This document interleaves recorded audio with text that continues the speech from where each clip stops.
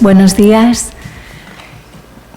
Empezamos con la primera mesa. Bueno, lo primero, muchas gracias también a todas por vuestra participación y gracias al Ministerio de Sanidad por acogernos otro año más en esta jornada tan importante para nosotras. Como ha dicho Ascensión Iglesias, nuestra presidenta, los derechos sexuales y reproductivos son derechos humanos.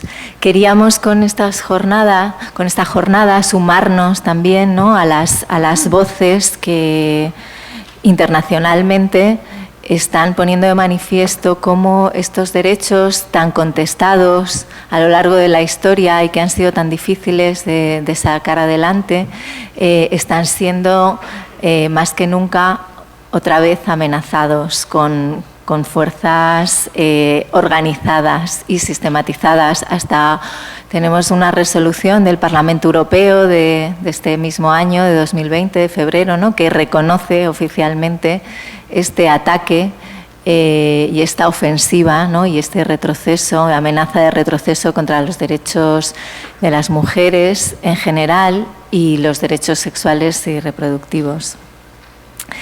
Para ello, pues queríamos empezar con esta primera mesa, con estos diálogos, porque también uno de los objetivos de esta jornada es precisamente pues establecer diálogos y también con todas las personas que estáis participando, que estáis en distintas organizaciones, entidades y que estáis contribuyendo también, ¿no?, al avance de estos derechos, y tenéis un papel también muy importante.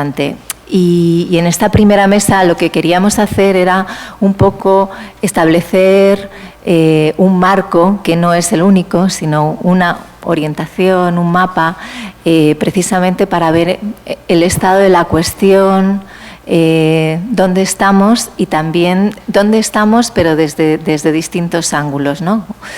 Por un lado tenemos para ello, bueno, no me voy a extender en la presentación de mis acompañantes en la mesa porque tenéis un cuaderno de participantes que podéis ver su trayectoria, su formación, su experiencia, que es mucha y muy rica, pero bueno, para presentarlas, pues aquí tengo a Raquel Hurtado, de la Federación de Planificación Familiar, que es una de las instituciones, como sabéis, que lleva varios años, bueno, desde su misión, ¿no?, es la defensa precisamente de los derechos sexuales y reproductivos, y bueno, Raquel está como coordinadora del área de intervención social. Y aquí a mi izquierda pues tengo a Ángela Botero y Inma Lozano, ambas de la Asociación Genera, de la Red por la Equidad de Género y el Desarrollo, que también están trabajando en la intervención, ¿no?, en la práctica, ¿no?, de estos derechos y en el ejercicio en Alcobendas ahora mismo, ¿no?, con un programa de consulta, aparte de otras muchas cosas. Entonces, bueno, empezaremos con Raquel, que nos hablará un poco de ese marco general, ¿no?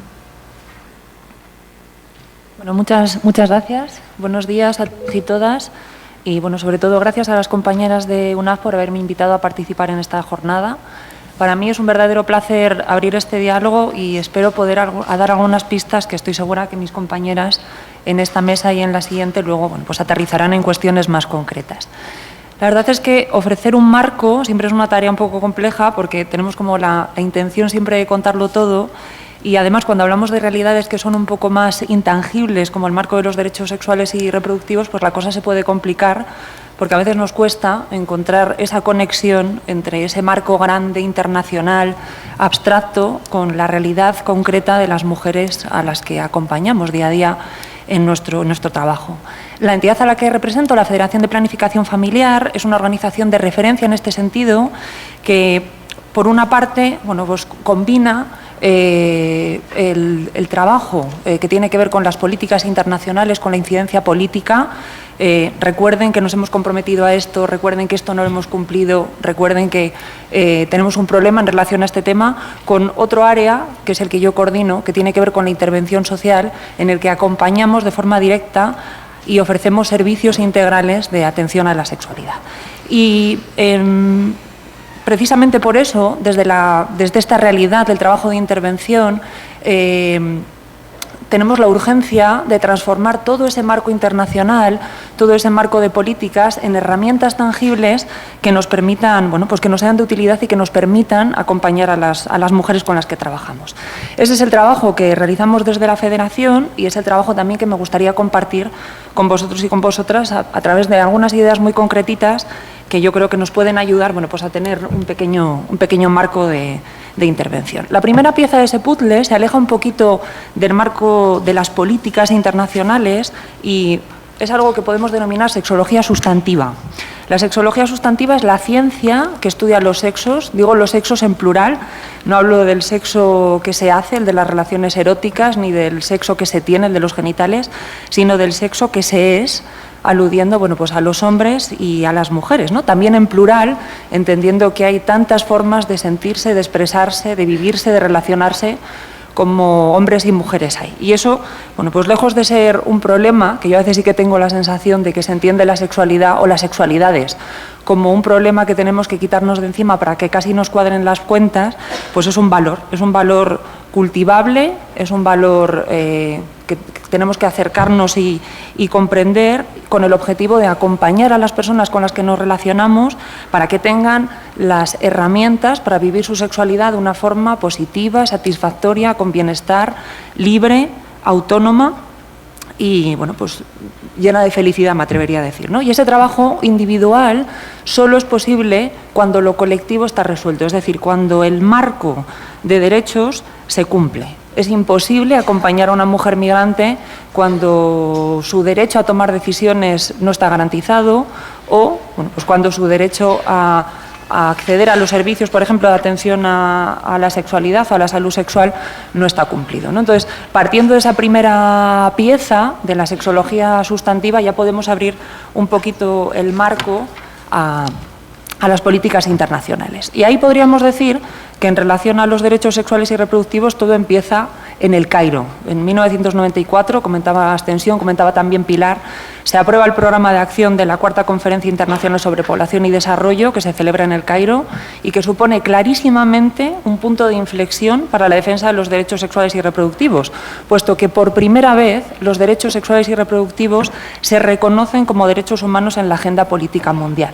Los organismos internacionales lo reconocen y los gobiernos de 179 países, de 179 Estados miembros, se comprometen a transformarlos en políticas. Y digo que todo empieza en El Cairo un poco entrecomillado, porque es verdad que ya en 1974, mucho antes de la conferencia del Cairo, la Organización Mundial de la Salud ya estaba hablando de salud sexual y reproductiva y la definía mucho más allá de la ausencia de enfermedad como la integración de los elementos somáticos, emocionales, intelectuales y sociales del ser sexual por medios que son positivamente enriquecedores y que potencian la personalidad, la comunicación y el amor. Es decir, una definición bastante progresista que se aleja de una idea reduccionista de la salud sexual y que coincide mucho con el modelo de intervención que tenemos ahora mismo y con esa idea de la sexología sustantiva y de la sexualidad como valor que comentaba antes.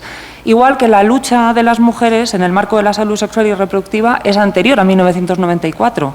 No podemos olvidar que los avances en materia de salud y derechos sexuales y reproductivos han venido indudablemente de la mano de la movilización de los y sobre todo de las mujeres activistas.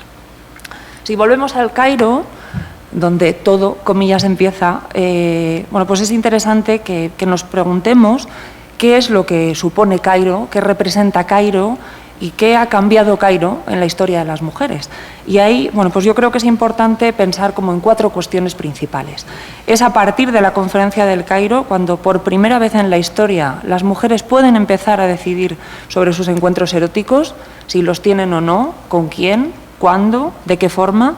Es la primera vez en la historia que las mujeres pueden decidir sobre su maternidad, si quieren o no tener hijos, cuándo, cuántos, cuál es el espaciamiento en esa decisión de la maternidad. Es la primera vez en la historia que las mujeres pueden acceder a los métodos anticonceptivos de forma libre, de forma legal. La fotografía que aparecía antes en la presentación es precisamente de nuestro país, de los años 70, cuando se legaliza la utilización de los métodos anticonceptivos. Y además, Cairo supone la primera vez que las mujeres pueden acceder a los centros de salud para consultar cuestiones que tienen que ver con su salud sexual, sin consultarlo, sin tener el permiso o la autorización de los varones, ¿no?, del padre, del marido, del hermano, de quien sea.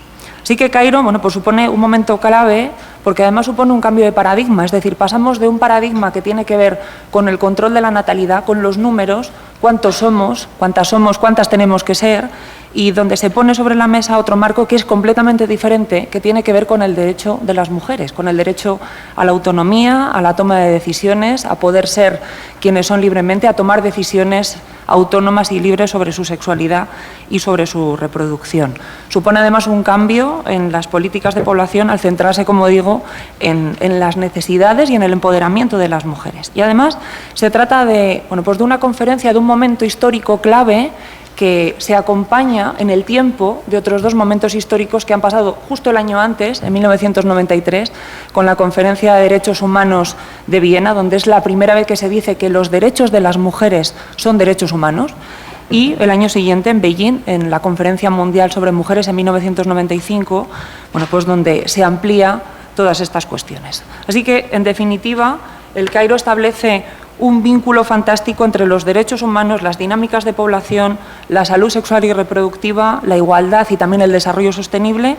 Se trata además del primer documento internacional con el que contamos, en el que los derechos sexuales y reproductivos se garantizan como derechos humanos, y eso es una cuestión fundamental. Además, se convierte en el principal marco internacional para la defensa de los derechos sexuales, en tanto que establece cuáles son las metas, cuáles son los objetivos en relación a todas las cuestiones que tienen que ver con la sexualidad y con la reproducción, entendidas, como decía antes, de forma amplia.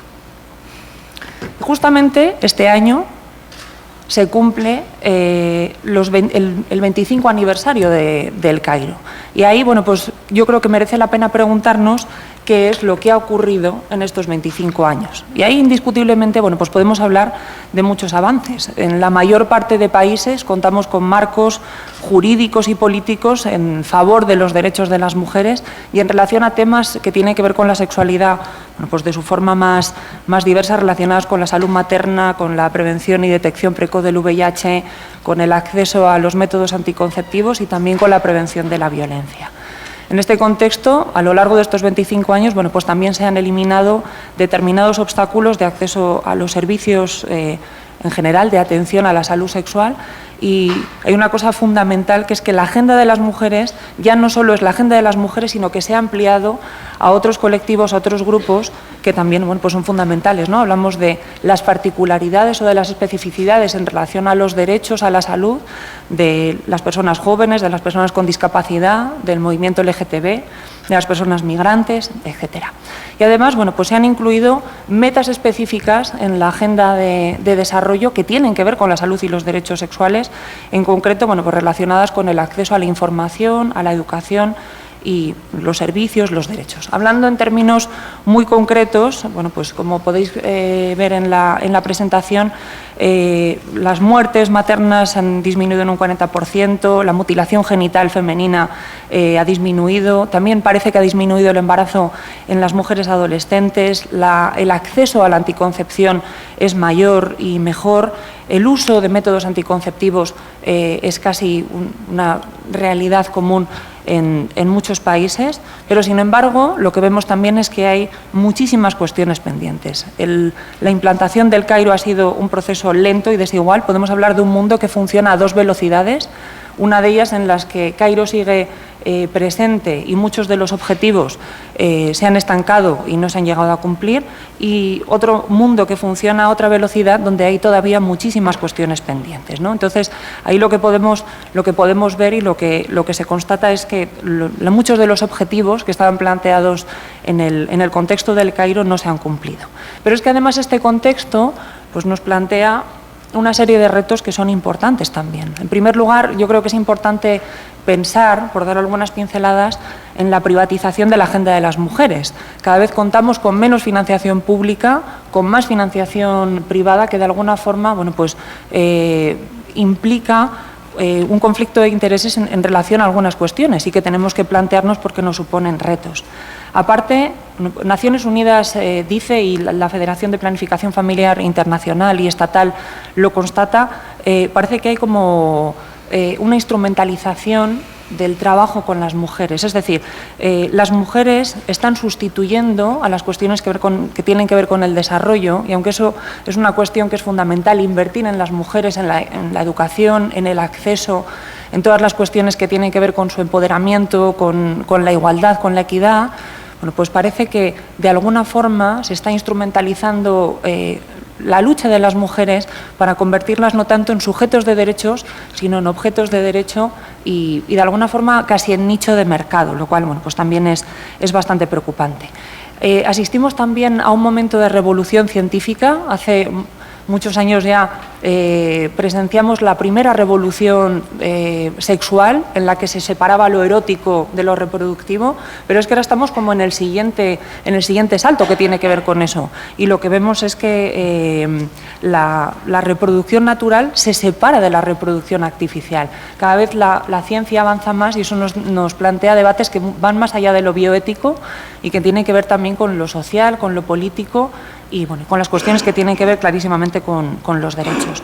Y, por supuesto, tenemos otro contexto que tiene que ver, bueno, pues con la agenda antiderechos, ¿no?, que comentaban antes Ascensión y Pilar, y cómo el movimiento mundial en favor de la salud y los derechos sexuales y reproductivos es objeto continuo de ataque por parte de grupos fundamentalistas que ya no funcionan como en los años 90 de forma desestructurada, sino que están bien financiados, están bien organizados y atacan a aquellas entidades, a aquellos movimientos que defienden los derechos de las mujeres y los derechos sexuales y reproductivos. No tenemos más que echar un vistazo a nivel internacional para pensar en la ley Mordaza, que prohíbe a las organizaciones internacionales que reciben financiación de Estados Unidos trabajar en el marco de los derechos sexuales y del aborto, informar sobre la salud sexual, acompañar a las mujeres y defender sus derechos, ¿no? Entonces, es verdad que en este sentido tenemos mucho camino todavía en relación a todo lo que tiene que ver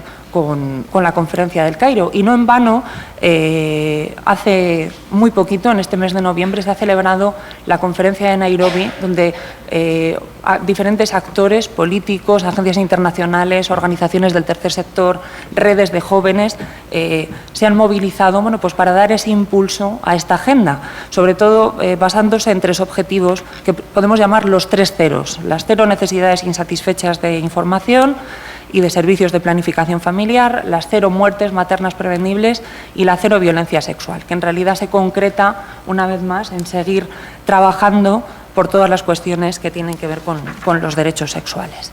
Me gustaría aterrizar brevemente qué es lo que está ocurriendo a nivel tanto internacional como a nivel estatal. Si echamos un vistazo a lo que está ocurriendo en Europa, bueno, pues es clarísimo que los derechos sexuales y reproductivos están bajo una clarísima amenaza. Primero, por los grupos fundamentalistas, pero no solo, sino porque en el marco del nuevo Parlamento Europeo existe una mayor presencia de diputados y diputadas que se oponen clarísimamente a los derechos sexuales y reproductivos. Y eso nos exige de alguna forma a las entidades del tercer sector, a las entidades que realizamos incidencia, hacer ver el coste, tanto a la Comisión Europea como al Parlamento Europeo, de no apostar por los derechos sexuales y reproductivos. Es decir, necesitamos que la Comisión Europea, el Parlamento Europeo, defienda el derecho de todas las personas, trabaje para erradicar las desigualdades de género, denuncie y prevenga aquellas leyes que minan los derechos sexuales y reproductivos y que además, bueno, pues podemos ver en determinados países como Polonia, donde está sobre la mesa una ley que criminaliza clarísimamente la educación sexual con posibilidad incluso de prisión para aquellas personas que la practican, o Eslovaquia, que seguro que habéis escuchado últimamente en la prensa, esa ley que parece que va a obligar a las mujeres que quieren interrumpir su embarazo a a ver, a oír el feto. Entonces, necesitamos que los organismos europeos prevengan esta aprobación de leyes, que además inviertan en iniciativas para cambiar las normas sociales que son nocivas y, por supuesto, que apoyen y protejan a las entidades que defienden los derechos sexuales. Es decir, ¿quién va a defender a los defensores de los derechos sexuales? Y en España, bueno, pues ocurre algo parecido, y cuando pensaba en el título de la intervención, pensaba en el continuo campo de batalla, ¿no? Que yo creo que es una cosa fundamental y es algo que está ocurriendo ahora mismo. En nuestro país también, porque no se puede dar por hecho que los progresos sociales, científicos, los avances que vamos teniendo van a estar siempre ahí. Lo que tenemos puede desaparecer y la garantía de los derechos puede mejorar en un lugar mientras empeora en otro. Es verdad que en nuestro país, bueno, pues hay una serie de avances que yo creo que es necesario que tengamos en cuenta y que, bueno, pues comentaba al principio Pilar en su intervención, y que tienen que ver, bueno, pues con la salud sexual y reproductiva, desde la Ley de Salud Sexual y Reproductiva, la estrategia de salud sexual y reproductiva que ha estado durante muchísimo tiempo en un cajón y parece que ya va a salir, los diferentes programas autonómicos de atención a la salud sexual que existen, pero que lamentablemente producen muchísimas inequidades en el acceso para las mujeres, las experiencias concretas de educación sexual que afortunadamente parece que van a tener su réplica a nivel estatal, las campañas, la financiación de los métodos anticonceptivos, pero ahí yo creo que también tenemos que ser conscientes de una trampa que normalmente solemos cometer o en la que solemos entrar, que es la idea de que identificar que hay cosas que se hagan supone la plena garantía de los derechos. Y en ese sentido yo creo que es imprescindible que tengamos en cuenta todo lo que falta. Falta voluntad política, falta legislación, faltan políticas, falta financiación y falta poner en marcha todas las cuestiones que tienen que ver con el marco de derechos. Y por otra parte, bueno, pues en nuestro país creo que es especialmente importante poner de manifiesto también lo que está ocurriendo con los grupos fundamentalistas, que no son ni más ni menos que una reacción a este avance. Y por eso también la idea de esa batalla cultural, ¿no? Somos mayoría, pero está claro que no podemos subestimar el alcance de estos grupos ni podemos frivolizar las acciones que están realizando ante la sociedad civil. Y además tampoco podemos olvidar que en nuestro contexto político existen grupos políticos con representación parlamentaria que defienden o incluso lideran algunas de estas iniciativas, ¿no? La organización Acte Oír, junto con Citizens Go, lanzaba una campaña que decía algo así como que ni un céntimo de mis impuestos para promover el aborto. La Federación de Planificación Familiar y otras organizaciones han sufrido un especial acoso y persecución por parte de organizaciones fundamentalistas. Acte Oír sacaba hace poco una campaña que dice algo así como "mis hijos, mi decisión", que además va de la mano con algo que Vox llama el PIN parental, que es el falso derecho de que las familias puedan decidir todo lo que ocurre en las aulas, y el entendimiento totalmente erróneo de que la educación sexual es un espacio de adoctrinamiento y no lo que es un espacio para la búsqueda de respuestas, el encontrar información y la libre toma de decisiones en base a las creencias y valores de cada persona. Y además resulta curioso porque hay algunas investigaciones respecto a la posición de las personas que residen en nuestro país sobre los derechos sexuales y reproductivos, y es verdad que, aunque en relación a los mínimos estamos de acuerdo, es decir, la mayor parte de la población está de acuerdo con que es necesario realizar talleres en educación secundaria para promover la utilización del preservativo, por ejemplo, cuando nos metemos o cuando entramos en cuestiones que son más sutiles y que además son súper relevantes porque tienen que ver con esa idea amplia de la sexualidad como un valor, como algo positivo, y que tiene que ver con la identidad, con la orientación, con los roles, bueno, pues ahí vemos que el discurso de estos grupos fundamentalistas tiene un gran calado y que muchas de las ideas de gran parte de la sociedad bueno, pues coinciden con estas ideas y con estos movimientos. Para terminar este marco, que ya veis que he ido como picoteando de algunas cosas, me gustaría compartir con vosotras y con vosotros algunas reflexiones que tienen que ver, bueno, pues con la labor de las organizaciones, ¿no? Sin perder de vista que las organizaciones que trabajamos en el marco de los derechos sexuales y reproductivos tenemos un papel fundamental que es necesario poner en práctica.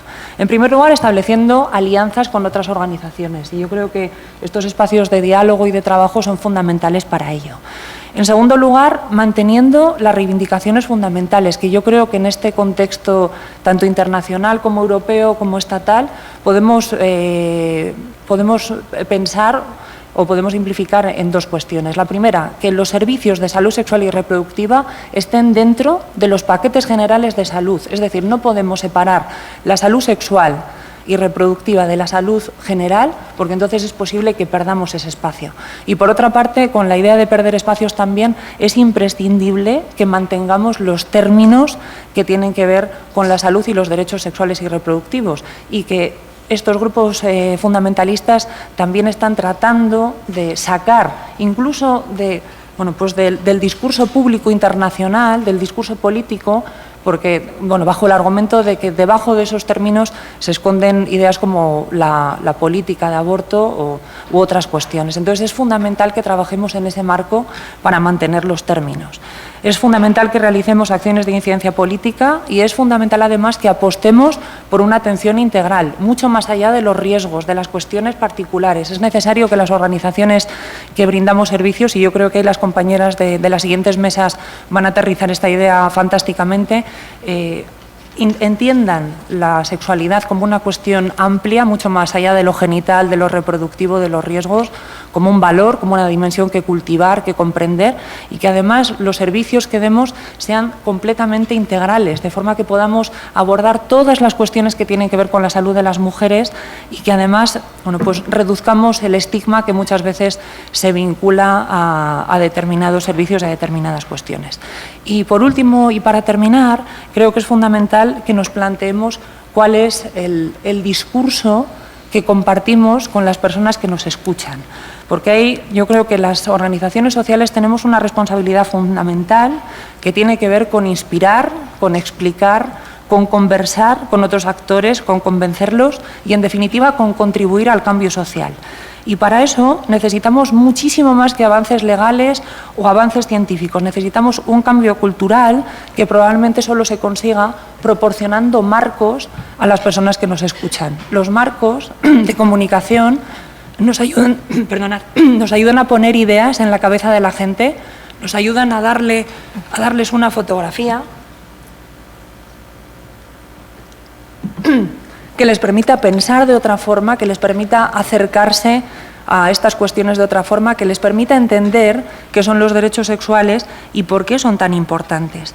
Y ahí yo creo que las organizaciones cometemos un error garrafal muchas veces, que es pensar que la gente que nos escucha sabe perfectamente a lo que nos referimos, que todo el mundo entiende qué son los derechos sexuales y reproductivos, cuando el propio nombre, que muchas veces suena elevado y grande, a veces produce incluso un distanciamiento, ¿no? ¿Qué será eso de los derechos? ¿Qué tiene que ver con mi vida?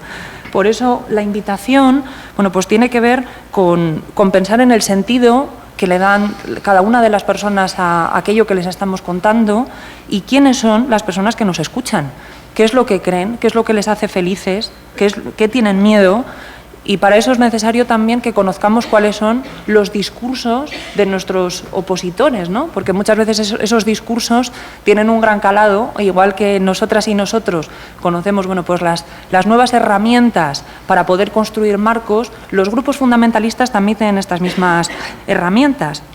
Y muchas veces las creencias y las ideas y los marcos que las personas tienen son fruto de mitos, de ideas falsas, que se transmiten desde estos grupos.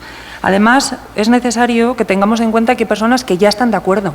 Seguro que todas las personas que me estáis escuchando ahora mismo, pues estáis más o menos, espero que más de acuerdo con lo que estamos hablando. Y también sabemos que hay personas que están completamente en el punto opuesto de lo que nosotras pensamos y que además sus creencias están tan arraigadas que es muy difícil que podamos convencerles. Pero sin embargo hay un montón de personas que están en el medio que no han entendido muy bien todavía, porque quizá no se lo hemos sabido contar, qué son los derechos sexuales y reproductivos, que además tienen capacidad para cambiar su opinión, que son movibles y hacia las que podemos los podemos dirigir. Termino con esta idea, que creo que voy como justo a tiempo, que tiene que ver con que muchas veces nos esforzamos en ofrecer las ideas y los marcos sobre los derechos sexuales y reproductivos basándonos únicamente en hechos y en evidencias. Y cuando los hechos y las evidencias no coinciden con las creencias de las personas, es muy difícil que cambiemos opiniones. Podemos cambiar opiniones, podemos cambiar actitudes, podemos dar otros marcos contando historias que sean emocionantes, historias sobre las personas, que además son las personas que nos escuchan, historias basadas en los valores y en las emociones que conecten con los valores y las emociones, historias que incluyan a las personas a las que nos referimos y que conecten con lo que sienten, con lo que temen y con lo que celebran. Y por último, yo creo que es fundamental que en este marco hablemos del futuro que deseamos, ¿no? Porque muchas veces tenemos la sensación de que si contamos mucho sobre los problemas, la gente rápidamente se va a poner a buscar soluciones. Y yo creo que pasa un poco lo contrario, ¿no? Ahora que está la cumbre del clima, si la idea que tenemos es que el mundo que tenemos está totalmente deslavazado, que todo son problemas, que además es algo que es totalmente inmanejable, es muy difícil que podamos buscar soluciones en ese sentido.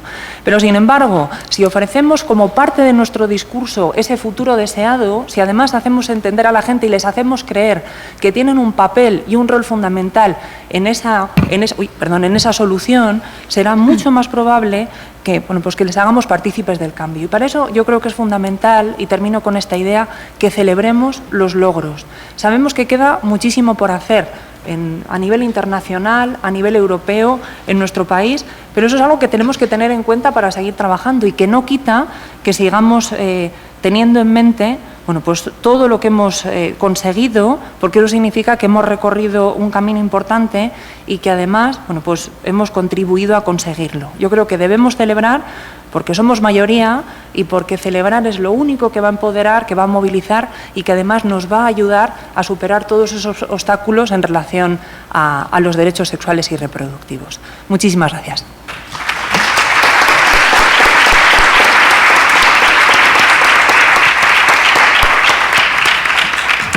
Muchas gracias, Raquel, también por tu puntualidad. Y pasamos sin más a Ángela y a Inma, que harán su presentación a la limón.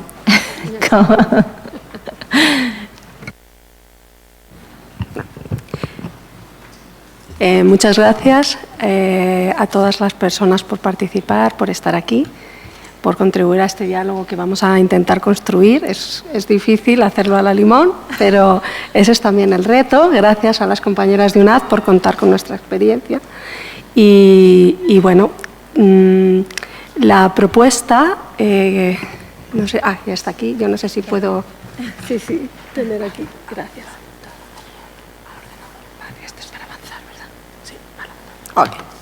Vale, entonces, bueno, nosotras hemos planteado la idea de partir justamente de las palabras del cartel y de las palabras que aparecen, que inauguraban un poco nuestra participación. Y hemos querido hacerlo así porque, digamos, dentro de nuestra intervención, la propuesta es actuar como palabreras. Las palabreras en la cultura wayúu son personas, son mujeres que hacen de intermediarias entre mundos. A veces son mundos mágicos, mundos reales, mundos de vivos, mundos de muertos.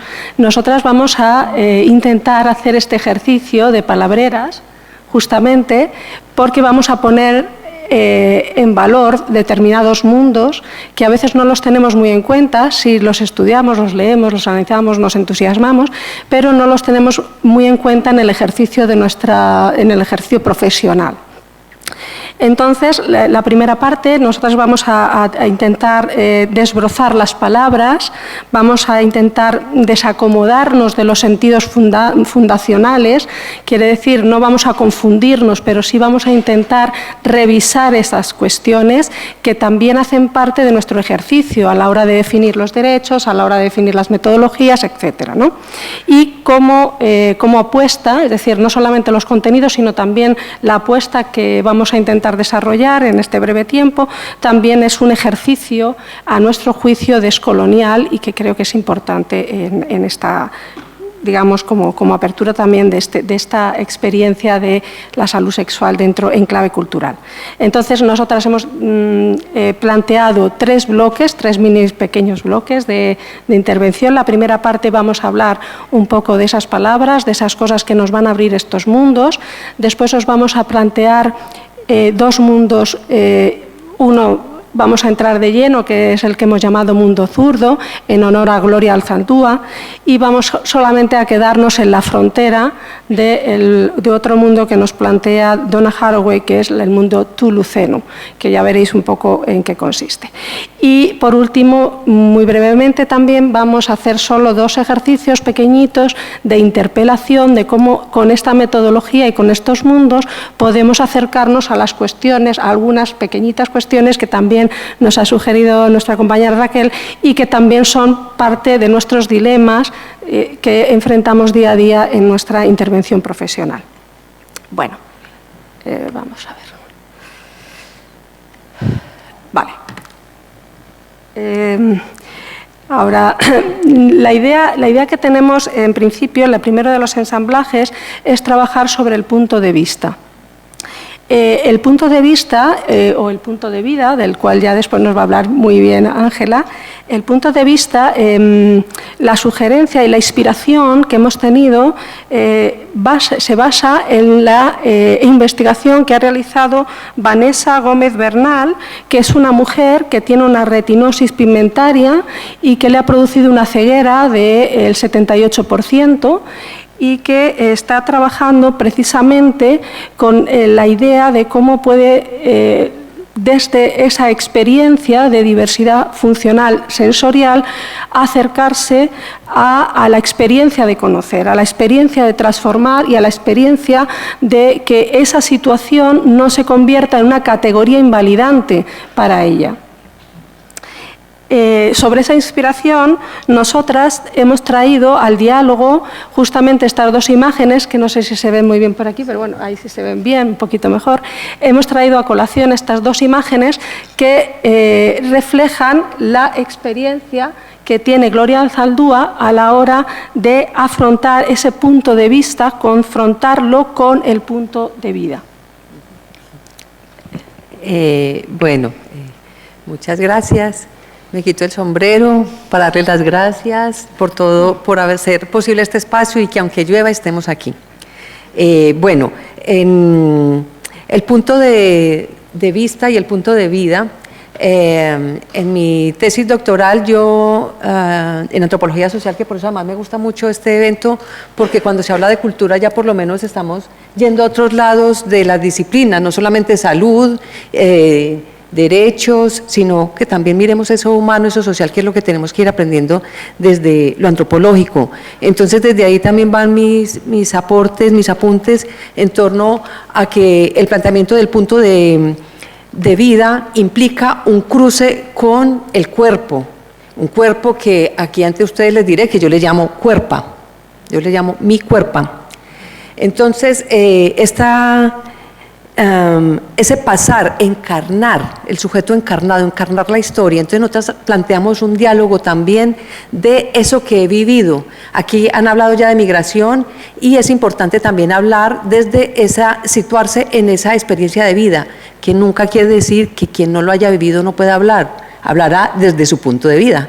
Y yo hablo desde el mío, que es desde una experiencia migratoria de 20 años de trabajo como activista y como académica y en una formación continua y constante del tema de los derechos sexuales y de los derechos que ya les plantearemos no reproductivos también, que aquí es donde viene también uno de estos quiebres que nosotras planteamos, porque el punto de vida tiene que ver con cómo me enfrento yo en mis sentimientos, en mis emocionalidades, en mi cuerpo, con todo eso que es una teoría, que es una política pública y cómo eso afecta esta vida mía. Por eso estos cuerpos, nuestras vidas, es también un texto que hemos hecho por ahí que se llama Nuestros cuerpos, nuestras luchas, porque esta cuerpa es la que lucha por esa vida digna, ¿cierto? Por esa vida que al atravesar la frontera no se pierde y que cuando la cotejamos con teorías como de Haraway, Ansaldúa, pues nos dan como ciertas alternativas, ciertos cruces en esos caminos, en esas intersecciones, como lo ha desarrollado Inma.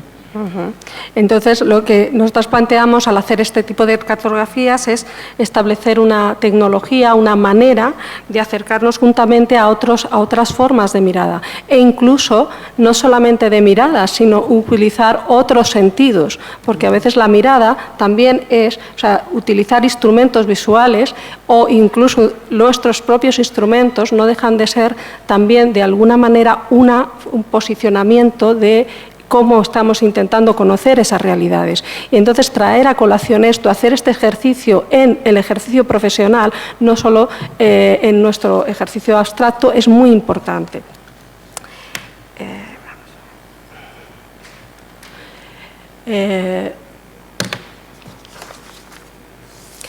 Aquí, dentro de ese ejercicio profesional de ampliar la mirada, de ampliar los sentidos, también vamos a ampliar los horizontes. Los horizontes se amplían cuando vemos otros mundos y cuando los mundos a veces se encuentran, mundos geográficos se encuentran. Por ejemplo, Azaldúa nos habla claramente en este texto y en la primera de sus figuras, nos habla claramente de esa manera doble de ver, de tener perspectivas, personas que, digamos, que tienen y que tienen que manejar distintos códigos culturales. En algún momento incluso ella anuncia la naturalización cultural como una manera también de naturalizar y entonces hacer este ejercicio que ella hace de cartografiar permanentemente esa doble mirada, esa otra manera con otros instrumentos, nos permite, lógicamente, plantearnos estos debates de qué significa ser un sujeto que se sitúa, qué significa ser un sujeto que está implicado en las cosas que está viendo, en las cosas que está conociendo. Y esto es una de las propuestas interesantes que también nos recoge de una forma muy sintética estas dos imágenes de Azaldúa, que unas otras, y también las relaciones de cómo se construye el pensamiento, cómo circulan los pensamientos y las perspectivas en una y en otra latitud. Los comentarios sobre esta relación, poner a dialogar, o sea, dialogar nosotras, porque no solamente estamos hablando nosotras dos, sino también como este punto de con todas, con lo que han pensado, con ustedes también. Entonces, hacer este diálogo entre una mujer de frontera, es decir, una mujer que está en el límite, que está en el borde, ¿sí? Que es una chicana, que es una lesbiana, que es una mujer que está en la frontera, como en eso de estoy que caigo, ¿sí? Como en un hilo. Pero frente a otra mujer, digamos, que es muy científica y que su enfoque como una Haraway pues va como con otra, experimentando el conocimiento a partir de un tipo de ciencia que confronta también, ¿cierto? Desde eso que somos como familia, que por eso también aquí vamos entrando también de a poco en por qué estamos nosotras aquí, por qué hablamos de familia y por qué le hemos dado el enfoque que lo vamos a seguir, vamos a avanzar y seguro que lo vamos a conectar súper bien con el tema de por qué estas estructuras familiares, ¿cierto? Gloria Ansaldúa, por ejemplo, vivió entre las amigas, entre el estudio y siempre estaba como en ese jugar con las palabras, porque parece que jugar con las palabras es muy subjetivo, ¿sí? Entonces es como un conocimiento muy subjetivo, un poco denostado por no ser completamente blanca, completamente científica, lo que le ocurrió, por ejemplo, a Gloria Ansaldúa, y ella pensaba en ese nosotras incluida, porque somos nosotras, es decir, soy ese yo con las otras. Ese es uno de los juegos que ella va planteando.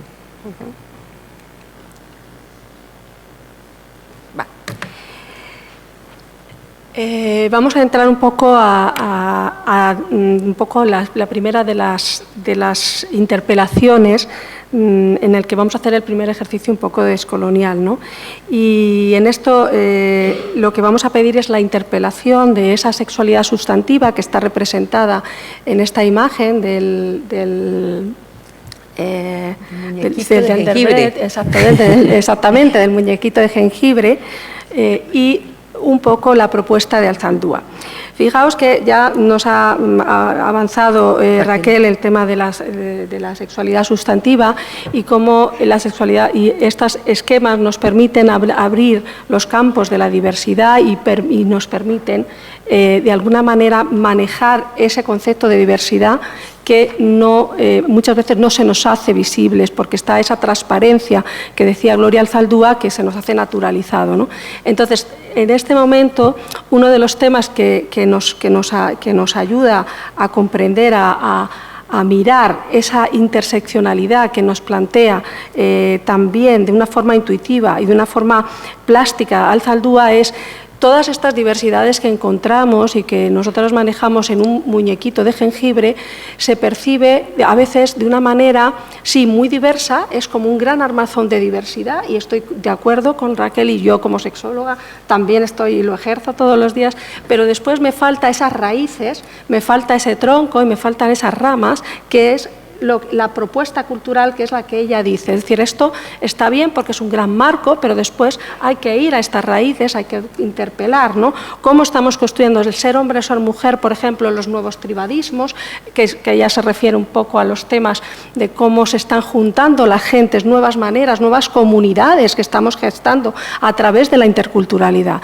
Entonces, estas imágenes, estos dibujos, no solo son ejercicios, digamos, conceptuales, sino también son ejercicios donde la experiencia personal está puesta de una forma muy sintética, pero está puesta permanentemente a jugar en este punto. Vale, vamos a seguir. Vale. Un instrumento importantísimo que van a desarrollar después nuestras compañeras, pero que nosotras hemos querido traer aquí sin desarrollarlo mucho, pero sí como interlocución dentro de lo que es la propuesta también de Alzaldúa, es ver que el enfoque de interseccionalidad es un ejercicio maravilloso que permite precisamente articular esa manera de enraizar, de enraizar esas identidades, de darle una raíz, de darle un tronco, de convertirlo en un ser vivo, porque la galleta no deja de ser un ser muerto, un ser abstracto que es muy útil, pero no está en funcionamiento, no está en movimiento. Entonces, esta idea, de esta propuesta, además de desmembrarse, no sé si se puede ver, pero el dibujo que nos ofrece Alzaldúa es una persona con un montón de líos y después se desmembra, es decir, este ejercicio de desmembrarse, que quiere decir cuando te estás preguntando tantas cosas de la identidad y sobre todo cuando esa identidad está sujeta a ese lado, digamos, a ese lado del ejercicio interseccional de la opresión o de la resistencia, genera también dolor, genera la sensación de fragmentarse, de desmembrarse y tener que volver a reconstruirse como si fuera una especie de pequeño Frankenstein cultural. Y esto es algo que es la experiencia que también nos ofrecen estas autoras que nos regalan maravillosamente este instrumento. Pero además, y aquí ya vamos a mostrar solamente digamos, el filo del mundo que Haraway nos quiere proponer, también es este ejercicio de interseccionalidad es una apuesta de imaginarnos la identidad, la vivencia personal en el mundo de la sexualidad, pero también en toda esta integralidad, como si fuera un ejercicio de cuerdas, como si estuviéramos jugando, ¿no? Jugando ese juego infantil de cuerdas, donde las cuerdas están y constituyen nuestro tejido, nuestra manera de, digamos, de sostenernos, pero donde las cuerdas también tienen que estar en tensión y que muchas veces estas tensiones a algunas personas les produce realmente un elemento positivo de transformación y tal, y a otras personas les puede producir realmente rupturas. Sí, que en este ejercicio es muy importante y si cada una lo puede hacer, yo las invito. Yo lo hice para mí y fue pues por un trabajo, un objetivo también de tesis de investigación autoetnográfica. Y adelanto la palabra autoetnográfica porque vamos a hablar de la autohistoria también, que es uno de los planteamientos que nos hace Alzaldúa. Entonces, en ponerse en el centro y hacer este ejercicio de qué tengo yo, o sea, cuáles son mis condiciones, cuáles son como mis señales, cuál es mi historia, donde es importante hasta que si soy la única hija, si soy la segunda, si soy la tercera, ¿sí? Poder hacer ese análisis, porque a veces nos atrevemos a hacer análisis de las otras, pero primero póngame yo y haga yo también mi análisis crítica de mi vida, de mi familia, ¿cierto? Para también hacer ese cruce. Entonces, lo que nosotros hemos observado es que quienes estamos de la línea del Ecuador para abajo, ¿sí? Es como si tuviésemos que estar pendientes para ser como las de arriba, ¿sí? Entonces se convierte como una lucha en la que para poder ser tengo que asimilarme a la parte de arriba, a lo heterosexual, a lo blanco, a lo reconocido, ¿cierto? A lo que está ya, digamos, dentro de un estándar y que tiene apoyo dentro de una sociedad, ¿cierto? Mientras que lo que es negado y lo que es producto de estas luchas, que es lo que nosotras hacemos, luchar por reivindicar estos derechos, pues es lo que nos va haciendo integrarnos en esa lucha, porque lo que, como se decía desde antes, se va perdiendo, pero intentar ser como los otros, no como una asimilación, sino como un trabajo de derechos, de reconocimiento, de igualdad dentro de la diferencia.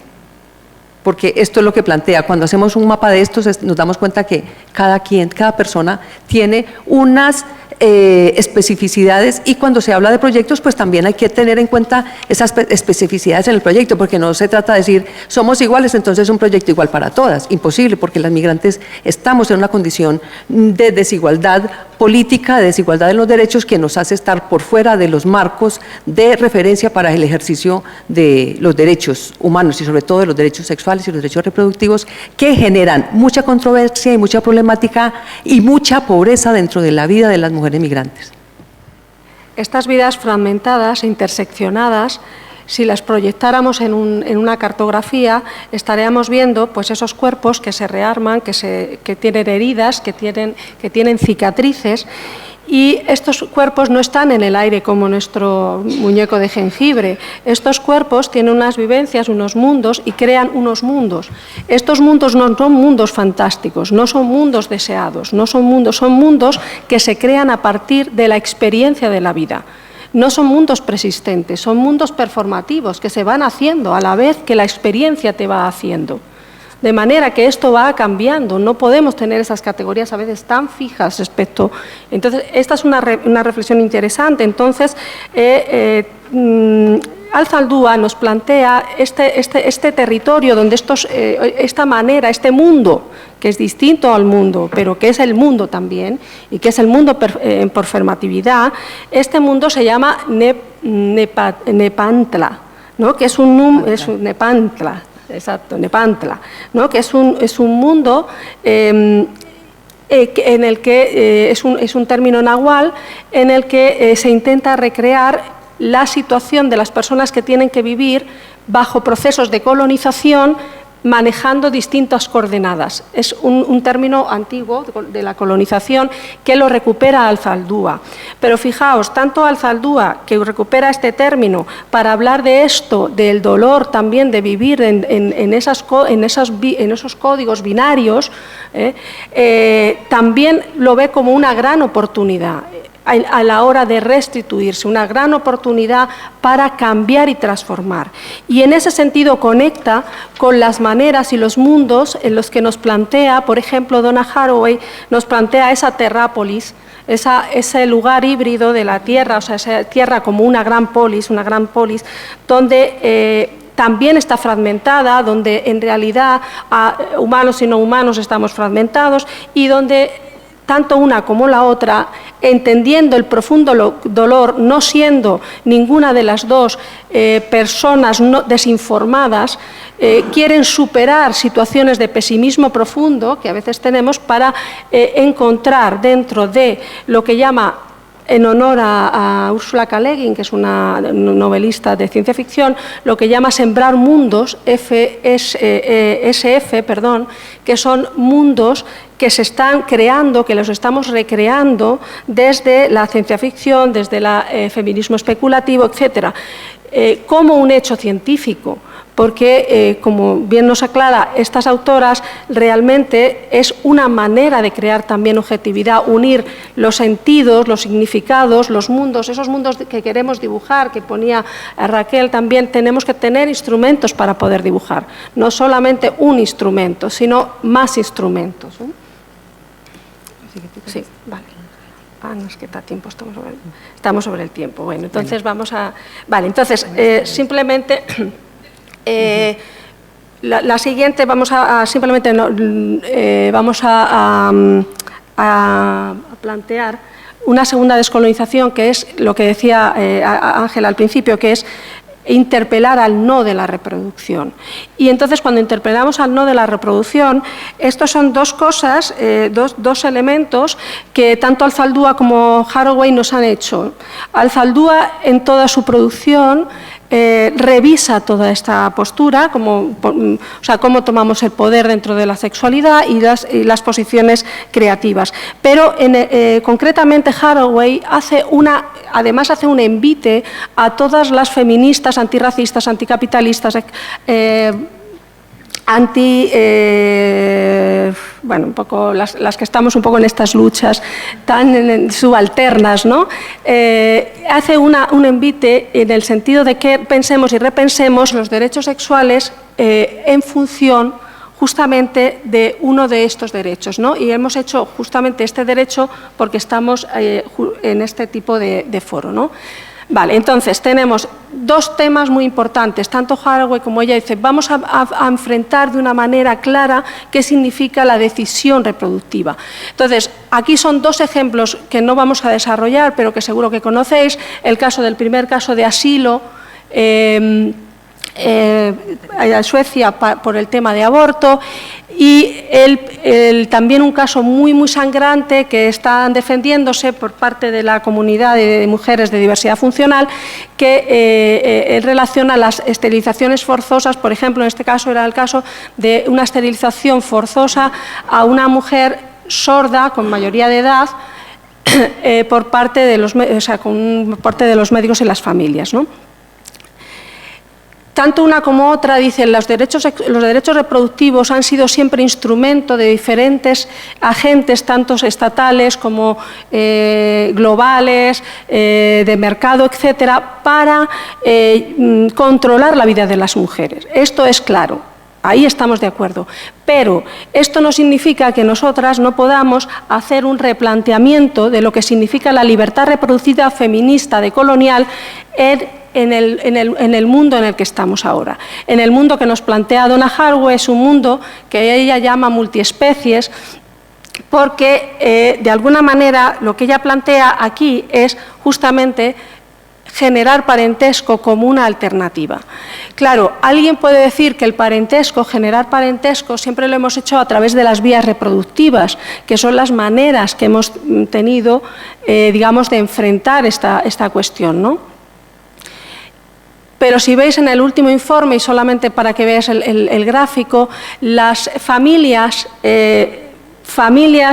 heteronormativas o heterosexuales constituyen a nivel global un 38% de todas las familias. El resto son otras familias, con lo cual no son mayoritarias.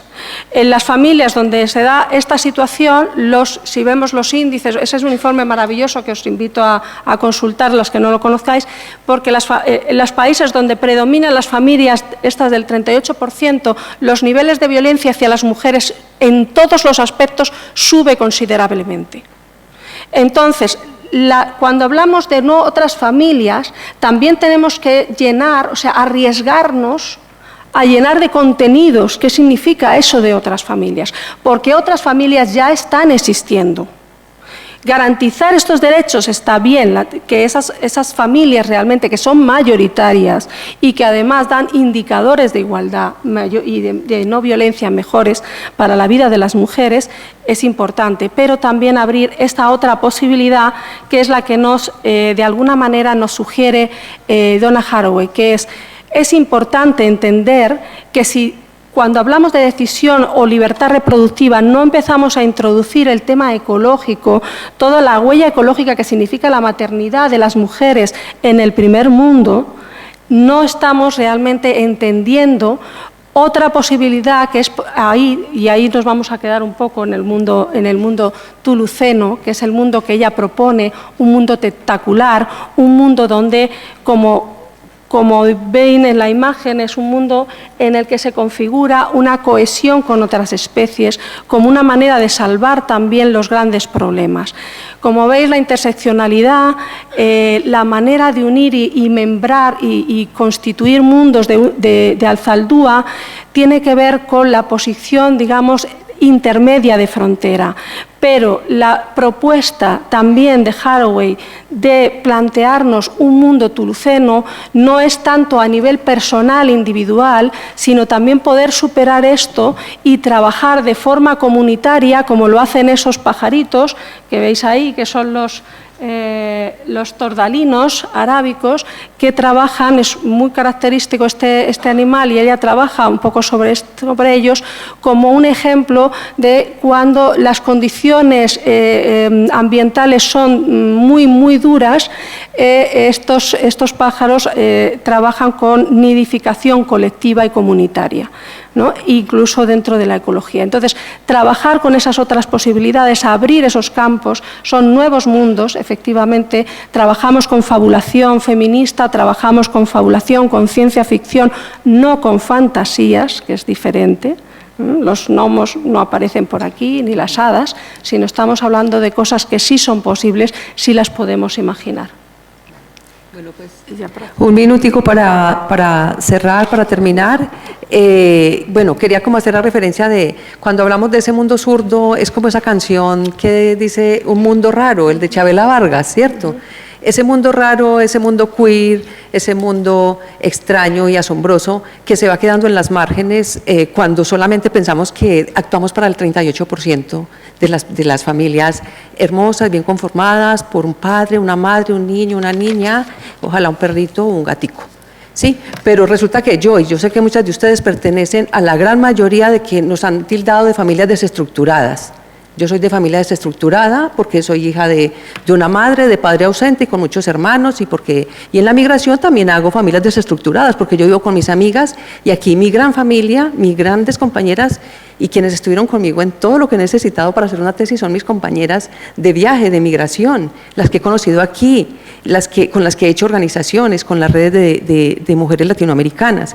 Entonces, para mí esa es mi gran familia. Entonces yo quería decirles que cuando estuve hablando con Luisa sobre este evento, ella me escuchó hablar también en la Universidad Complutense sobre un tema que yo trajo, que es la pedagogía del escándalo, y lo voy a resumir como en esto. Es decir, los derechos sexuales y los derechos reproductivos son un escándalo para quien quiere que nosotras no avancemos en nada y que sigamos en la casa reproduciendo y pariendo hijos, y ojalá con dolor, para que los queramos bastante, ¿cierto? Entonces, nosotras estamos haciendo este quiebre con lo no reproductivo y es un escándalo, y sé que para muchas de ustedes dirán, no, es que lo reproductivo no, hay que defender la reproducción, pero también podemos defender la no reproducción, ¿cierto? Pero nos da vergüenza porque realmente estamos tan atacadas que no es sino que ya digamos no reproducción y ya entonces, tome, si hablamos de aborto y ya nos dan, pues entonces hablemos de que no vamos a parir, porque ahí sí.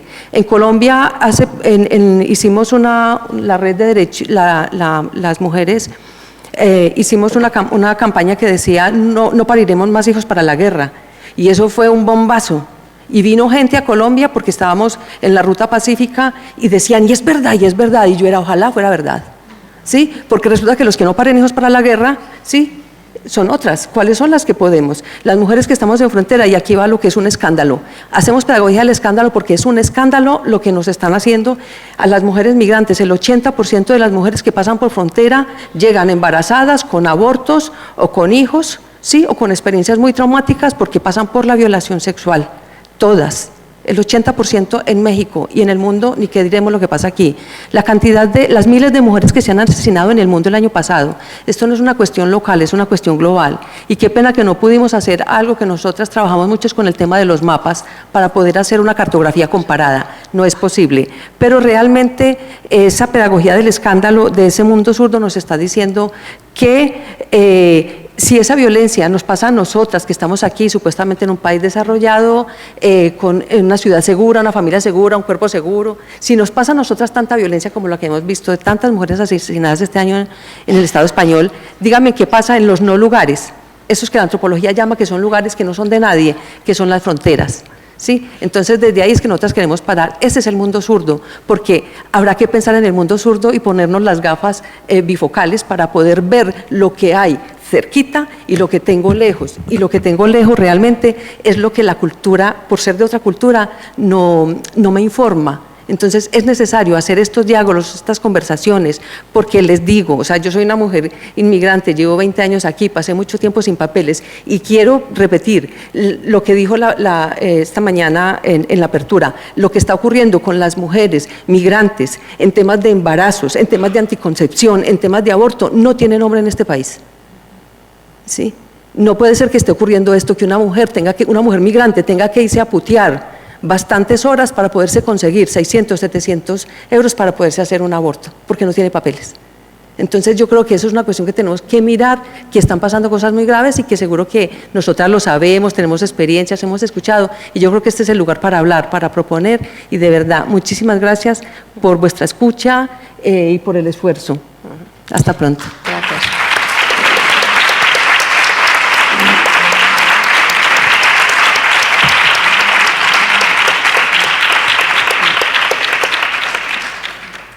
Bueno, muchas gracias Inma y Ángela por esta presentación, también por ajustaros a los tiempos con lo difícil que era.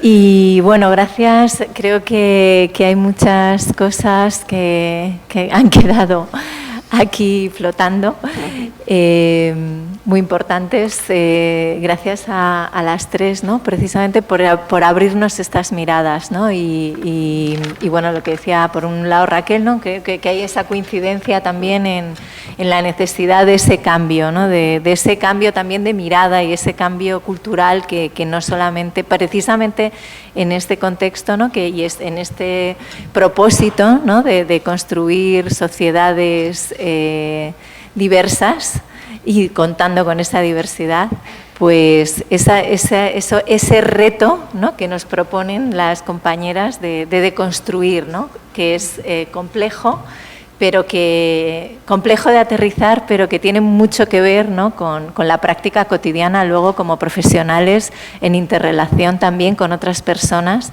que tienen todas estas identidades, ¿no? Y tanto como eso, como para la comunicación, ¿no? Como decía Raquel, ¿no? y establecer esos diálogos, ser capaces, ¿no? de establecer esos diálogos de más comprensión. Tenemos un pequeño tiempo para preguntas. Si hay alguna pregunta para este diálogo también entre todas y todos. Comentarios. O comentarios. Sí. ¿Tenemos un micrófono? Bueno, me llamo Enar, soy enfermera y presidenta del Fórum Feminista de Madrid. Quería preguntaros, cuando planteáis defender los derechos sexuales y reproductivos del movimiento LGTB, ¿a qué os referís con los gays? La UNAF aprueba la explotación sexual de mujeres del tercer mundo, vulnerables y pobres, que pueden alquilar sus vientres? Esa es la pregunta. Para coger varias, porque tenemos poquito tiempo y así es más. Yo quería aprovechar la intervención, en primer lugar, para felicitar a UNAF por la realización de estas jornadas, que considero bien relevantes, un trabajo constante, con rigor, con calidad, y que permite justamente este encuentro, este diálogo entre distintos sectores y poblaciones que están trabajando en la formación en educación intercultural, en educación ciudadana para la promoción de derechos sexuales, reproductivos, derechos educativos, ¿no? Eso me parece como bien importante reconocer en este caso y felicitar el trabajo de UNAF. Y mi pregunta de alguna manera iba dirigida a la intervención que hacía Raquel, relativa a que era necesario para promover estos derechos y para garantizar que la factibilidad, la realización de estos derechos, eran necesarias una serie de medidas, ¿no? Entonces hablaba de presupuesto, de voluntad política, de políticas públicas, y al final creo que enfatizabas algo que considero fundamental, que son las medidas educativas orientadas a promover justamente el diálogo intercultural, a promover la valoración de la diversidad, el reconocimiento del otro como un sujeto de derechos humanos, y en esa tarea yo creo que efectivamente hay una labor que corresponde a las organizaciones de la sociedad civil, pero hay una labor que corresponde a todos y cada uno de nosotros, o de nosotras como ciudadanos, como personas. Entonces, en ese caso, creo que era bien importante apuntar en términos de asuntos que faltan, el cómo promover justamente medidas educativas dirigidas a generar conciencia social sobre lo que es nuestra responsabilidad particular de cada uno de nosotros, que aunque nos parezca difícil o muy complejo, en nuestro pedazo pequeñito, en nuestro espacio así en los milímetros en los que tenemos capacidad de influir, debemos hacerlo, y en ese sentido el trabajo educativo debe orientarse a promover conciencia individual, no solo conciencia social, sino conciencia individual sobre la importancia de cada uno de nosotros como sujetos educativos para detener la violencia y en particular para promover la igualdad. En ese sentido, creo que los protocolos, programas, políticas en el campo educativo, en los centros educativos, en los espacios comunitarios es fundamental. Mi pregunta iba un poco más en relación aquí con las primeras intervenciones que ha habido en la inauguración, porque se ha hablado de un convenio en el que se coloca una asignatura de educación para la salud en las aulas. Lo contaba la directora general de Salud Pública y yo tenía curiosidad por si alguna de vosotras o desde la Federación tenéis idea de cómo se va a implantar esto, debido a que en la política estatal hay una ideología política y en las comunidades otra distinta. Entonces, ¿dónde está la transferencia y cómo se va a llevar a cabo? Gracias. Hola, buenos días. Mi nombre es Lara. Felicito en sí la organización de estas conferencias y tengo una reflexión y dos preguntas. Una reflexión en relación a la penúltima intervención de la señora del público. Creo que es importante la formación en el sistema educativo público, privado y concertado, pero creo que también es importante la formación en transculturalidad en la administración pública. Creo que no solo en universidades en referencia a cuestiones sociales o sanitarias, sino también en las propias administraciones públicas, que son los que al fin y al cabo deciden presupuestos en políticas sociales y de salud en este caso. Entonces creo que falta valga la redundancia, de concienciación, de transculturalidad en la salud, no solo en las universidades, que debería ser una asignatura obligatoria, la transculturalidad, sino también en las propias administraciones públicas. Por un lado eso, y si teníais alguna idea estratégica en referencia a este tema. La otra es, como decía la compañera, en cuestión del acuerdo o del convenio que se ha firmado, si va a afectar a todo el sistema público, privado y concertado de educación. Y también comentar que creo que es importante tener en cuenta en salud sexual a todas las personas, como decíais bien todas las ponentes, tanto ciudadanas como no ciudadanas, es decir, el estatuto de ciudadanía no lo tienen todas las personas por igual, las personas en situación irregular no lo tienen. Entonces creo que teniendo en cuenta los últimos cambios en salud pública de no atención a todas las personas por igual, aunque se presupone la universalidad, en mi caso atiendo a muchas personas, mujeres embarazadas o menores, que no están siendo vacunados, que no están siendo atendidos. Entonces creo que esa problemática que se puede ver en muchísimos países, aquí también está presente, y creo que es muy importante poder visibilizar a la sociedad completa de esa situación. Gracias. Sí, bueno, creo que una última y... Si no, bueno, de todas maneras, después como seguimos y luego habrá más tiempo también. Esta es la última y... Muchas gracias por las intervenciones, sobre todo respecto de las mujeres con discapacidad, porque es un tema que a mí me preocupa muchísimo, porque la verdad que me estoy acercando al género, digamos que gracias a la discapacidad, y me gustaría que si, en pocos minutos si podéis profundizar en el tema de la esterilización forzosa, que es un tema grave, y esa última parte que decíais de la... O sea, cómo se conjuga la esterilización forzosa como evidentemente práctica aberrante y ese derecho a la no sexualidad en las mujeres con discapacidad, que vemos que no es muy difícil que puedan ejercer su derecho a la maternidad o a la no sexualidad. Muchas gracias. Muy bien, gracias. No sé, hacéis una recogida así. Nos peleamos para empezar. Bueno, contestando a la compañera sobre los derechos de la comunidad LGTB y en concreto de las personas homosexuales, es una opinión personal, porque no, en concreto la Federación de Planificación Familiar está trabajando ahora mismo sobre este tema y desarrollando un posicionamiento.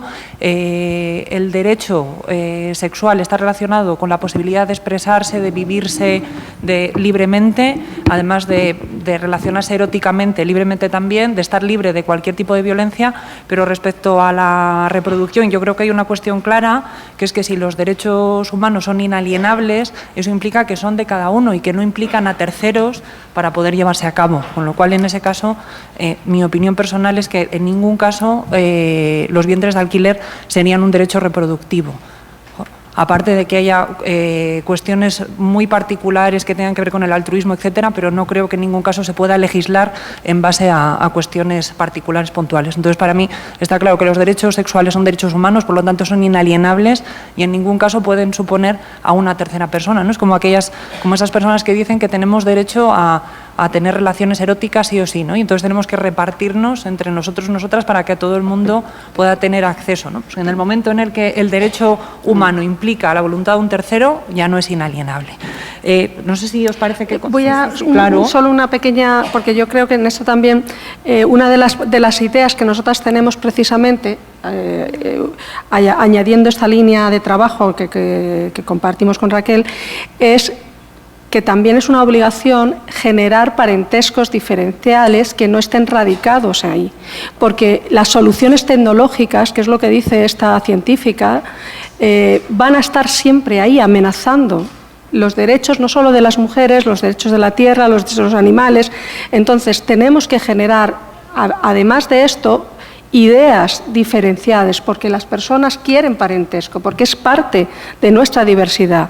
Entonces, ¿cómo generar, sin que esto nos resulte un poco raro, ¿no? Decir que queremos otro tipo de familias?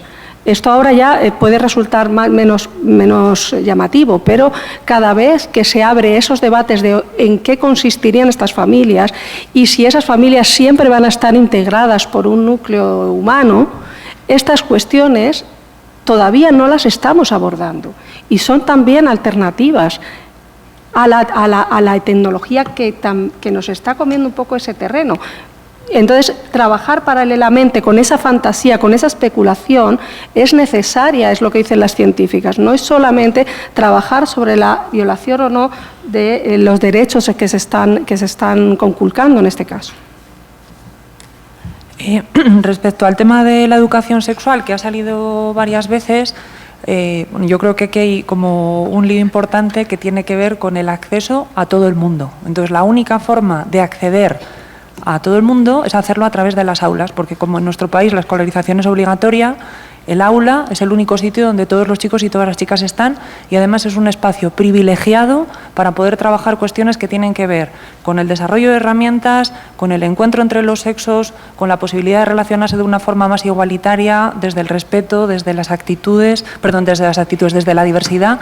Y yo sí que me gustaría como hacer un apunte sobre esto que tanto se está hablando del adoctrinamiento en las aulas. Es curioso que la educación sexual se basa en valores que son valores democráticos, es decir, que hay un trabajo actitudinal sobre los valores democráticos que tienen que ver con la igualdad, con el respeto, con la diversidad. Y entonces igual aquellas personas que tienen problemas con eso, quizá no tengan un problema con la educación sexual, sino que igual tienen un problema con la democracia. Respecto a lo que estabais comentando de que toda la sociedad en realidad tendríamos que tener esa formación para poder trabajar como agentes de cambio, yo estoy totalmente de acuerdo. El problema tiene que ver con eso que yo comentaba antes también, que como las personas que quieren ser agentes de cambio ya están sensibilizadas, ya buscan pues esa formación y toda esa involucración. Entonces, ¿qué es lo que pasa con esas personas que están en los puntos intermedios? Y yo creo que es donde podemos hacer también esa incidencia para que entiendan la importancia y para que se acerquen a espacios de participación comunitaria, que por supuesto la educación sexual tiene que ser así, involucrando a toda la comunidad, ¿no? Que además es algo fundamental. Y bueno, sobre lo que comentabais del convenio, yo la verdad es que desde la Federación no tenemos ninguna información específica y también me hace gracia porque llevamos tanto tiempo diciendo que la educación sexual tiene que estar en el aula y esa ha sido como nuestra reivindicación principal, y lo que hemos dicho es, bueno, ya veremos cuando se plantee lo del aula cómo nos organizamos, y ahora que tenemos que ver cómo nos organizamos, pues igual es donde están los líos, que serán líos fantásticos porque será que podemos hablar sobre los cómo, sobre los qués, sobre los quiénes, y yo, en ese sentido creo que también hay que hacer como una invitación al Gobierno y a la Administración Pública para que cuente con las organizaciones para participar de ese discurso. No sé si queréis. Por eso. Voy a contestar. Vale. En relación a lo que planteabas de la esterilización forzosa, yo alguna aclaración. Lo hemos comentado tanto nosotras como Raquel, el llamado la no sexualidad. O sea, cuando hablamos desde la sexualidad sustantiva, podemos hablar de la no sexualidad cuando estamos refiriéndonos a la esfera del hacer, de las relaciones, de las prácticas, etcétera. Pero en la esfera del ser, de lo sustantivo, todas las personas tienen sexualidad, ¿vale? El asunto es que como en nuestra cultura, en nuestra sociedad, eso está tan tan mezclado, que por eso hacemos estos esquemas y jugamos tanto con esas personas de jengibre, etcétera, ¿no? Entonces, digamos que las personas con diversidad funcional de cualquier naturaleza, sensorial, cognitiva, física, etcétera, etcétera, todas las posibilidades, en realidad tienen derecho a explorar como cualquier otra persona su sexualidad sustantiva, la sexualidad que son, ¿vale? Uno de los temas muy importantes para la diversidad funcional es que la sexualidad, además, es, desde nuestro punto de vista cultural y histórico, etcétera, una manera de entender de un rito de paso a la adultez. De manera que si las personas con diversidades funcionales de todo tipo no exploran esto, no pueden vivir esto, no pueden expresar esto, realmente nuestra percepción va a ser siempre que son infantiles, que son niños. Por eso esto es un caso muy claro. Nosotros estamos trabajando con Soledad Arnau sobre el mundo zurdo de la diversidad, el mundo zurdo de la diversidad funcional, ¿vale? ¿Por qué es zurdo también? Es zurdo, pensad, que no solamente por la diversidad, aquí estamos en clave cultural migratoria, de los 64 millones de refugiados que están moviéndose, que están siendo desplazados, según datos de este año de ACNUR, 14 millones son personas con diversidad funcional diagnosticada, porque algunas podemos tener no diagnosticadas, ¿vale? Diagnosticadas. Entonces, es un elemento que también permanece invisible. Entonces, la esterilización forzosa se está haciendo, por eso que las mujeres sabemos mucho que es por su propio bien. Pero el propio bien de quién. Pensad que el caso que yo os he traído es de una persona que tiene una debilidad funcional sensitiva, es sorda. ¿vale? El gran problema se podía dar, en todo caso, en las que tienen diversidad cognitiva. Y dentro de la diversidad cognitiva o intelectual, más bien que cognitiva, hay unos rangos muy grandes. Esos son los debates que hay que dar, esos son las fronteras, pero no las otras. Ahí estamos de nuevo, digamos, no podemos trabajar desde el mundo diestro. No sé si me explico, no se puede trabajar, porque nuestro sistema es capacitista, porque nuestro sistema es heteronormativo, es hegemónico, no lo hemos dicho suficientemente porque no hay tiempo, pero todo eso queríamos, es patriarcal, etc. Entonces, tenemos que generar un mundo zurdo y ahí se establece cuerpos de alianza que también estarían en los mundos estos chulunescos, es decir, aliarnos con otros grupos donde la categoría, no solamente ser mujer, pero también otras categorías, nos ponen en situaciones muy parejas, incluso de supervivencia, de legitimidad, de dignidad. ¿Vale? Entonces, es sobre esto. Bueno, entonces el comentario para cerrar también. Hablando del tema de la esterilización, aquí en este lugar estuvimos con una profesora que se seguirá llamando Julia Tamayo. Y Julia Tamayo, ella trabajó sobre la esterilización forzada en Perú, cómo se esterilizó sin pedirles permiso a las mujeres indígenas. En Suecia también, no solamente pasa por allá, en Suecia también se hizo un trabajo, en una historia muy, muy fuerte de Suecia también de control de la calidad de vida, pero no de la calidad de vivir bien, sino de ser personas sin ningún ápice de diferencia, que no están dentro del mundo zurdo, ¿sí? Es como si ese mundo zurdo que se va quedando tejiendo en las márgenes, pero resulta que en ese mundo zurdo hacemos cosas muy importantes.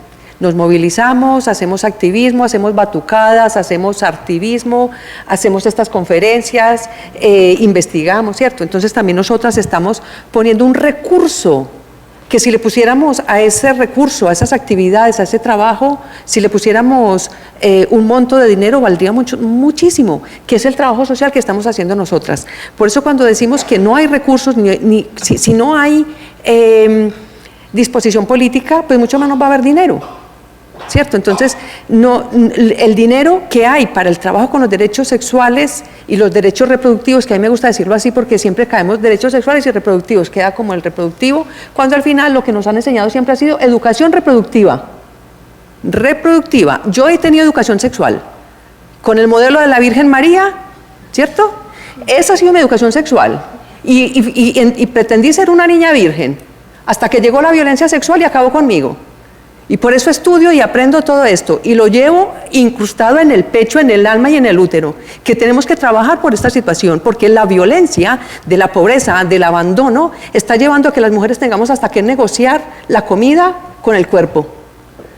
Y no puede ser porque la pobreza es violencia y genera más violencia. ¿Sí? Entonces, a veces yo diría, pues qué bueno no tener hijos. Bueno, lo he dicho y lo he hecho. No quiero, he decidido que no, pero no me he sentido tan abierta para hablarlo, porque no es muy aceptado el discurso de la no maternidad, de no tener hijos, y porque siempre la pregunta es si uno las odia. Yo no odio a nadie, eso es lo que no quiero, una responsabilidad de esas para mí, pero quiero ayudar porque el planeta es para mí el planeta también es mi hijo, si vamos a hablar de esos partos. También es mi hijo, porque la tierra se tiene que cuidar y se tiene que cultivar, y hay que tener tiempo para la gente, para la humanidad, no solamente para la crianza, porque el argumento de que estoy cuidando el planeta por mis nietos, no, yo no lo estoy cuidando para mis nietos, no quiero tener nietos, ¿sí? Pero quiero cuidar la tierra para la tierra. Es esa la cuestión. Entonces tenemos también que cambiar esto que vamos diciendo y nombrando con esas palabras que nos tiene que llevar a que hay que reeducarnos. Es que hay que hacer educación en los colegios, no, y en las instituciones, porque cuando se combina sexismo, racismo, machismo en las instituciones, ahí no hay quien pare nada, ¿sí? Entonces, si yo estoy en duda por ser una mujer inmigrante, o ustedes están en duda solo por ser mujeres, pues entonces algo está pasando. Entonces hay que reeducar también a las instituciones, ¿sí? A las organizaciones, porque si hubiese voluntad política, las organizaciones de mujeres, migrantes, españolas, de la que sea, tendríamos dinero para funcionar, y no tenemos dinero para funcionar. Son pequeños proyectos, un poquito aquí, otro poquito allí, pero no hable mucho, porque hay un veto sobre el tema del aborto, de la diversidad. Sí, hay un veto y hay un tabú social, sexual, que sigue teniendo en el armario a la sociedad que no quiere ver ni ponerse las gafas de esto que es diverso, porque al final, como seguimos viendo, los normales son los más poquitos y la gente rara, yo creo que somos muchas más, y por eso ser zurda, ¿sí?, y pensar desde lo zurdo es también ubicarse en el lado del corazón, que está al lado izquierdo, y latir con la gente, con toda la gente, la blanca, la negra, la mestiza, la no tanto, con la cojita, la que no, todo el mundo. Y si no podemos hacer eso, entonces, ¿de qué estamos hablando? ¿Sí? ¿Y para qué estudiamos y para qué nos reunimos si al final estamos haciendo una selección cuando excluimos? Muchísimas gracias.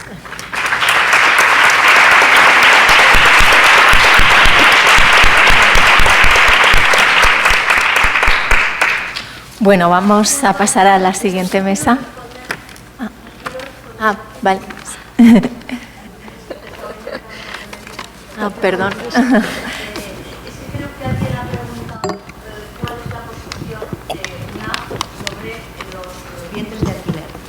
Entonces, quiero contestar. Lógicamente, la palabra ya en sí es perversa. Nosotras hablamos de vientres de alquiler, como tú has preguntado, jamás hablamos de maternidad subrogada porque utilizamos a veces las palabras de una manera perversa. UNAF está completamente en contra, totalmente en contra de los vientres de alquiler y no admitimos ningún pero, ni ninguna situación especial ni acondicionamiento. Por lo tanto, UNAF siempre, ahora y siempre, defenderá no a los vientres de alquiler, porque es una manera más de cosificar el cuerpo de la mujer. Como no te habían contestado, intenté hacerlo yo.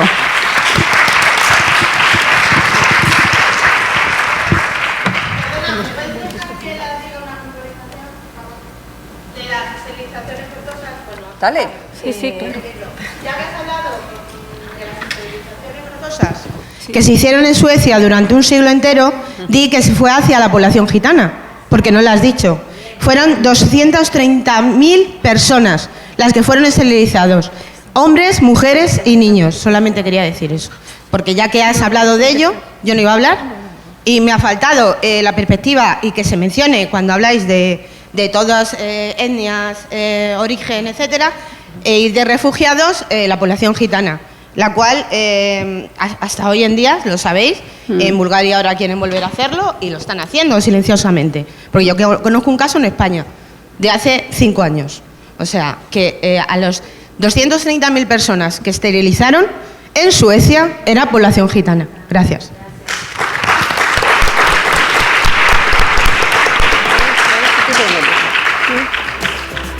Gracias a todas.